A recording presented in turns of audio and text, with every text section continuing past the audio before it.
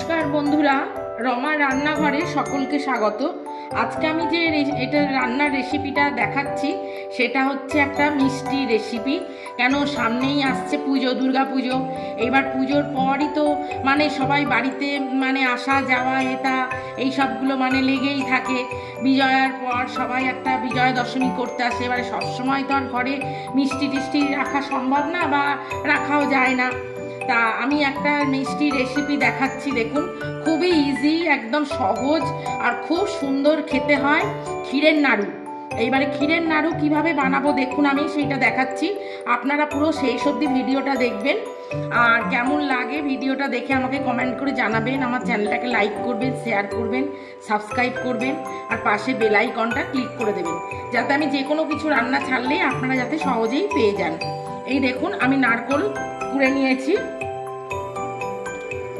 একটা নারকোল আমি দেখুন এইভাবে কুড়িয়ে নিয়েছি। নারকোলটা কোড়ানো আর দেখাইনি। নারকোলটা তো সবাই মোটামুটি করতে জানে, যার জন্য নারকোলটা কোড়া আর দেখাইনি। এইবার দেখুন নারকোলটা আমি কড়াতে দিয়ে দিচ্ছি। গ্যাসের আঁচটা একদম কমিয়ে দিতে হবে, না হলেই এটা পুড়ে যাবে। এত সুন্দর অসম্ভব সুন্দর খেতে হয়, আর ভীষণ সুন্দর খেতে লাগে, আর বানানো একদম খুব সহজ, অথচ দুর্দান্ত একটা রেসিপি। আমি যেভাবে দেখাচ্ছি আপনারা ঠিক এইভাবে করুন, করে খান। এই দেখুন আমি এই নকুনদানা দিয়ে করছি, আপনারা মনে করলে চিনি দিয়েও করতে পারেন। কেন আমি যেহেতু ঠাকুরের পুজোতে এই নকুনদানা দিয়ে পুজো দিই, যার জন্য আমার অনেক নকুনদানা আমার বেঁচে যায় আর কি, পুজোর প্রসাদ হিসেবে থেকে যায়। তা আমি সেইটা দিয়েই আমি করছি। এই দেখুন এইগুলো এবারে এর মধ্যে দিয়ে দেবো। অসম্ভব সুন্দর খেতে লাগে, ভীষণ টেস্টি হয়। আপনারা না করে খেলে এটা বুঝতেই পারবেন না। তা আমি যেভাবে করছি আপনারা ঠিক এইভাবে করুন, করে খান। কেমন লাগে আমাকে জানাবেন। আমার চ্যানেলটাকে লাইক করবেন, শেয়ার করবেন, সাবস্ক্রাইব করবেন, পাশে বেল আইকনটা ক্লিক করে দেবেন। এই দেখুন আমি এইগুলো দিয়ে দিলাম।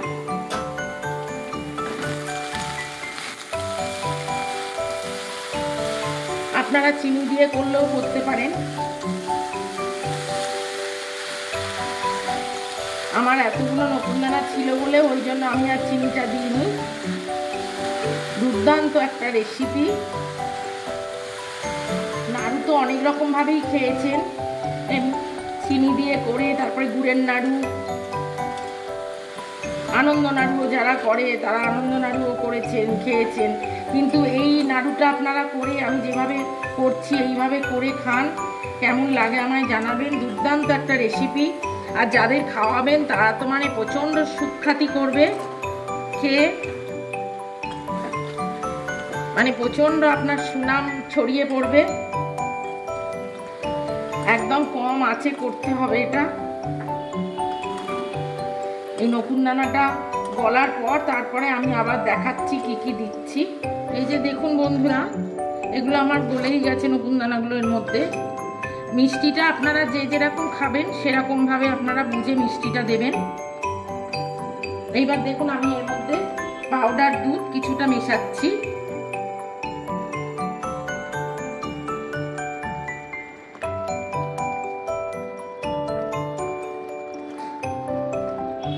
এটা পাউডার দুধই দিতে হবে, তবেই এটা ক্ষীরের মতন খেতে লাগবে, ক্ষীরের নাড়ু। আর একদম ইজি, একদম সহজ, কোনো ঝামেলা নেই, ঘরে থাকা জিনিস দিয়েই করতে পারবেন। এটা একটু এরকম নাড়তে হবে অনবরত, নেড়ে নেড়ে একটু দেখবো আঠা আঠা মতন হয়েছে, তখনই নামাবো। এটা এইভাবে দেখুন নাড়তে হবে, না হলেই তলা লেগে যাবে। তলায় ধরে গেলে আর খেতে টেস্ট লাগবে না। এই যে দেখুন বন্ধুরা, এটা আমার হয়ে গেছে। এবার আমি থালায় ঢেলে একটু জুড়োতে দেব।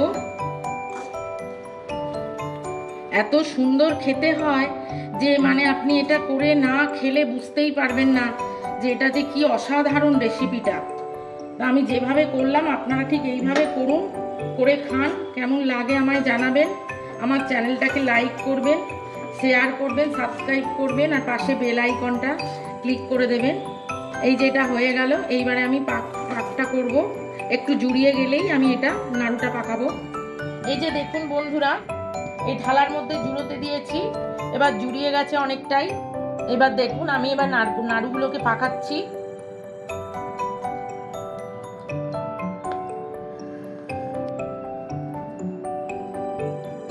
এইভাবে দেখুন গোল গোল করে সুন্দর করে নাড়ুর আকারে, এই দেখুন এইভাবে নাড়ুগুলো এইভাবে তৈরি করতে হবে। পরপর সব নাড়ুগুলো আমি এইভাবে তৈরি করে নেব।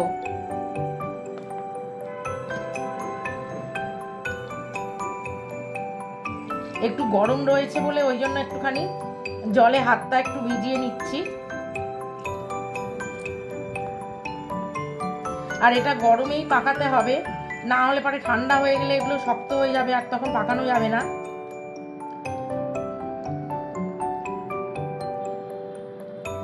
এই যে দেখুন বন্ধুরা কত সুন্দর দেখুন নাড়ুগুলো হয়েছে, আর খেতে দুর্দান্ত স্বাদের হয়েছে। ঠিক আমি যেভাবে দেখালাম আপনারা ঠিক এইভাবে করুন, করে খান, কেমন লাগে আমায় জানাবেন। আমার চ্যানেলটাকে লাইক করবেন, শেয়ার করবেন, সাবস্ক্রাইব করবেন, পাশে বেল আইকনটা ক্লিক করে দেবেন। আজ তাহলে এই পর্যন্ত, নমস্কার।